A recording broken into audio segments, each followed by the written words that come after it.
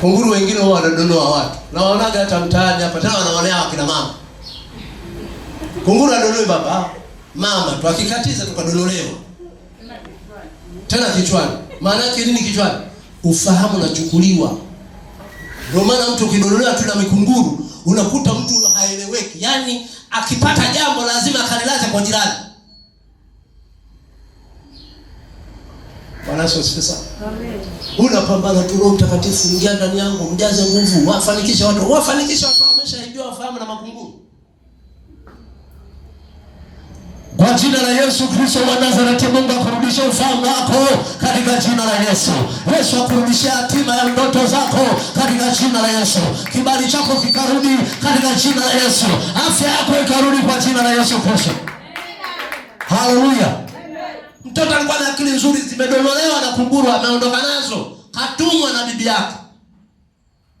Na mimi natangaza mchawi yoyote kwa jina la Yesu anayedonoa akili za watoto, kupigwa apigwe na kufa akafe kwa jina la Yesu. Haleluya. Haleluya. Ungepiga makofi na umshangilie Bwana kwamba hakuna uchawi katika mji huu kwa jina la Yesu Kristo. Hakuna uganga katika mji huu kwa jina la Yesu Kristo wa Nazareti. Hautakufa, usiogope. Hautarogwa. Amen. Mchungaji nasema hivi, uogope kwa Roho, usiogope kurogwa. Mimi nilisharogwa, nilishakufa. Unaroga maiti? Unaroga maiti? Maiti narogwa. Mimi sirogi.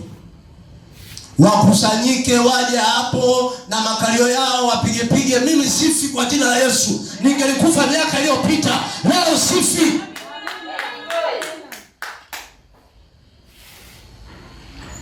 Na taomba Mungu anipe macho ya rohoni niwaone wanavyosugua makalio yao. Alafu kulaleki na watwanga na bakora mpaka wanakimbia. Nasema moto wa Roho Mtakatifu na wawakia. Yaani kuna watu wamekaa kuharibu mambo yako. Wako watu wanakaa wanaharibu ndoa yako, wanaharibu mchumba wako, wanaharibu afya yako. Yaani iwe mgogoro. Nasema hivi kwa jina la Yesu, kama uko hapa, afya yako haitaharibika kwa damu ya kondoo, na hutakufa kabla wakati kwa jina la Yesu. Subiri mpango wa Mungu ndio utakufa, lakini sio wa kurogwa na mtu. Amen. Amen. Tunawataka na wenyewe waingie kwa Yesu. Walete matunguli yao, tuyachome, wamwabudu Mungu.